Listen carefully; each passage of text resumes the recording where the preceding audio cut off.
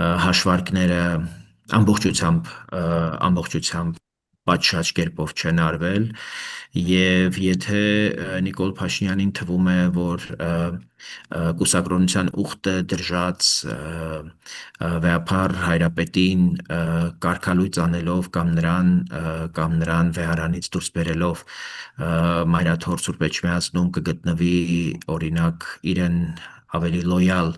այլ կուսակրոն հոգևորական, ով չի ունենա երեխա կամ կին, չարաչար սխալվում եք։ Եկեղեցին ինքը շատ ներքին խնդիրների առաջ է եւ կարծում եմ, որ թե բարոյական նկարագիրը հոգևորականների, թե նրանց բարեվարկությունը եւ թե ընդհանրապես նրանց ուխտին, կուսակրոնության ուխտին հավատարիմ լինելու հարցերը այնքան էգզիստենցիալ են նույն եկեղեցու համար, որ գոնե հույս ունեմ, որ այս դիմակայությունը վեհափառ հայրապետի եւ Նիկոլ Փաշինյանի